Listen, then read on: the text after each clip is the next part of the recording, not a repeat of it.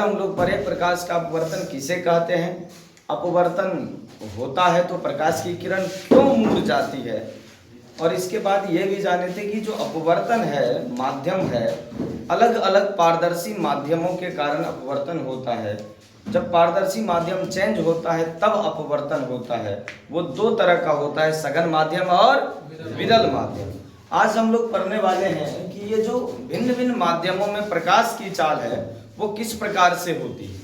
भिन्न भिन्न माध्यमों में प्रकाश की चाल कितनी होती है, और ये भी जानेंगे कि प्रकाश के अपवर्तन से संबंधित अलग अलग पद, जैसे आपतित किरण, अपवर्तित किरण, अभिलंब, आपतन बिंदु, आपतन कोण, अपवर्तन कोण, इन सभी चीजों को जानने वाले हैं। तो सबसे पहले आप देखिए कि हम लिखे हैं भिन्न भिन्न माध्यमों में प्रकाश की चाल।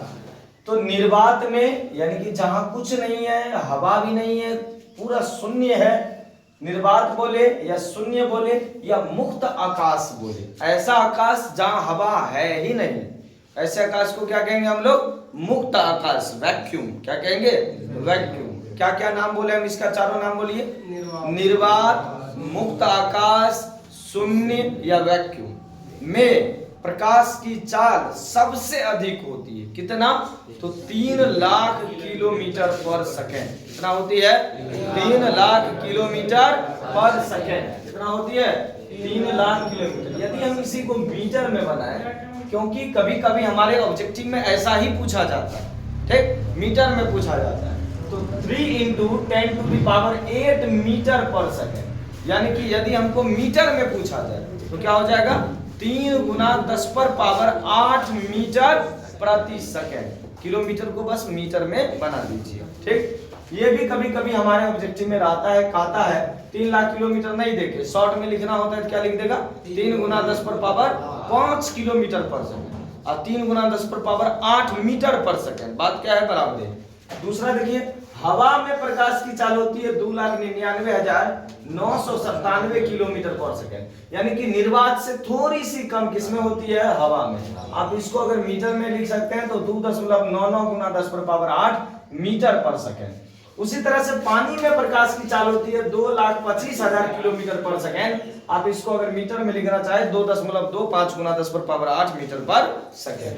इसी तरीके से कांच में प्रकाश की चाल लगभग 2 लाख किलोमीटर पर सेकेंड होती है। अगर हम इसको मीटर में लिखें तो 2.0 × 10⁸ मीटर पर सेकेंड होती है। उसके बाद है हीरा में प्रकाश की चाल। अगर कोई प्राकृतिक माध्यम है तो सभी प्राकृतिक माध्यमों में हीरा में प्रकाश की चाल सबसे कम होती है। क्या बोले हम? किसी भी प्राकृतिक माध्यमों में सबसे कम जो है प्रकाश की चाल किसमें होगी? हीरा। हीरा में प्रकाश की चाल होती है 1,24,000 किलोमीटर पर सेकेंड। कितना होती है? 1,24,000 किलोमीटर पर सेकेंड। मीटर में बोले तो 1.24 × 10⁸ मीटर पर सेकेंड, ठीक। ये अलग अलग माध्यमों में प्रकाश की चाल है। 5 माध्यम हम लिखे हैं, बस यही 5 इनफ है आप लोगों के लिए। यही आपसे पूछा जाएगा। तारपीन, केरोसिन, ये सब नहीं पूछा जाता है, ठीक। अपवर्तनांक में 2-4 को बढ़ा देंगे।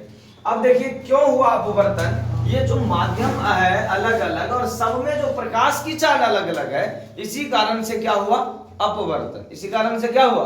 अपवर्तन। इसीलिए लिखे हैं भिन्न भिन्न माध्यमों में प्रकाश की चाल भिन्न भिन्न होती है। क्या होती है? भिन्न भिन्न होती है। और इसी कारण से माध्यम बदलने पर प्रकाश की किरण अपने मार्ग से विचलित हो जाती है, मतलब अपवर्तन की घटना घटा देती है, यानी अपवर्तित हो जाती है। अलग माध्यम में प्रकाश की चाल अलग अलग नहीं होती तो सीधा निकलता ना, जरूरी नहीं था उसको टेढ़ा होना, अपने मार्ग से विचलित हो जाना।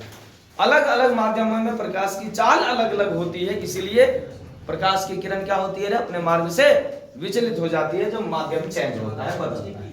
अब जो अपवर्तन से संबंधित मेन पॉइंट है हम उसको लिखें ना। पहली बात क्या है? तो आपतित किरण। क्या है? कौन सा किरण? आपतित किरण। किसको कहेंगे आपतित किरण? तो दो माध्यमों को जो अलग करने वाली सतह है, दो माध्यमों को जो अलग करने वाली सतह है और उस पर जो प्रकाश की किरण पड़ती है, जो माध्यम को अलग करने वाली सतह है, ऐसे किरण जो माध्यम को अलग करने वाली सतह पर पड़ रही है उसको क्या कहेंगे? आपतित किरण। जैसे ये प्रकाश के अपवर्तन की घटना है, ये माध्यम को अलग करने वाली सतह है, ये कोई किरण है जो यहां से टकराई है इसी क्या माध्यमों को अलग करने वाली सतह पर, तो ये जो किरण है ये क्या है? आपतित किरण। क्या है? आपतित किरण। अच्छा, सतह से टकराने के बाद ये इसी में दूसरे माध्यम में प्रवेश की, इतना ही परावर्तित हो गई, ये अपवर्तित हुई है। दूसरा है आपतन बिंदु। सब कोई जानते हैं किसी बिंदु पर ना, जिस बिंदु पर आपतित किरण माध्यमों को अलग करने वाली सतह पर पड़ती है या आपतित होती है उसे आपतन बिंदु कहेंगे। तीसरा क्या है? अभिलंब। क्या है? अभिलंब। माध्यम को अलग करने वाली, क्या? माध्यम को अलग करने वाली सतह के किसी भी बिंदु पर खींचे गए लंब को क्या कहेंगे? अभिलंब कहते हैं। चौथा है अपवर्तित किरण। क्या? अपवर्तित किरण। किसको कहेंगे अपवर्तित किरण? तो दूसरे माध्यम में जो मुड़कर जाती है प्रकाश की किरण, माध्यम बदलने पर प्रकाश की किरण क्या होती है? मुड़ जाती है, और जो मुड़कर प्रकाश की किरण जाती है उसी को हम लोग कहते हैं क्या? अपवर्तित किरण। क्या कहेंगे? अगला है आपतन कोण। तो आपतित किरण और अभिलंब यानी आपतन बिंदु पर खींचे गए अभिलंब के बीच जो कोण बनता है उसे कहेंगे आपतन कोण। क्या कहेंगे? आपतन कोण। फिर अंतिम क्या है? छठा अपवर्तन कोण। किसको कहेंगे अपवर्तन कोण? अपवर्तित किरण तथा अभिलंब के बीच बने कोण को क्या कहेंगे? अपवर्तन कोण। क्या कहेंगे? अपवर्तन कोण। आपतन कोण को आई से सूचित करते हैं और अपवर्तन कोण को आर से सूचित करते हैं। यहाँ आपको दिख रहा है ये जो है खींचा गया लंब है आपतन बिंदु पर, जिसे अभिलंब कहा जाता है। सतह माध्यमों को अलग करने वाली, पानी और हवा को अलग करने वाली जो सतह है उस पर जो किरण टकराई उसको कहेंगे आपतित किरण। और जब ये किरण आई यहाँ से सतह पर पड़ी, पड़ने के बाद ये जो अपवर्तित हुई तो दूसरे माध्यम में जो मुड़कर किरण गई है या अभिलंब की ओर या अभिलंब से दूर, ये किरण क्या कहलाएगा? अपवर्तित किरण। क्या कहलाएगा? अपवर्तित किरण। ये अभिलंब और ये आपतित किरण के बीच जो कोण बनेगा उसको कहेंगे आपतन कोण।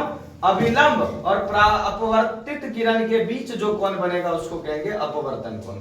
इस तरह से अपवर्तन से संबंधित विभिन्न पद है, इसकी व्याख्या मैंने कर दी। अब होगा अपवर्तन के नियम और जानेंगे माध्यम की विशेषताएं थोड़ा सा, और उसके बाद अपवर्तन के नियम, फिर पार्श्विक विस्थापन, फिर जैसे जैसे आगे बढ़ेंगे फिर लेंस आएगा। जिस तरह से दर्पण पड़े उसी तरह से लेंस भी पढ़ना है। फिर लेंस में बनने वाले प्रतिबिंब पढ़ेंगे, फिर लेंसों में अंतर को समझेंगे, लेंस के प्रकारों को समझेंगे, फिर ये चैप्टर आपका खत्म।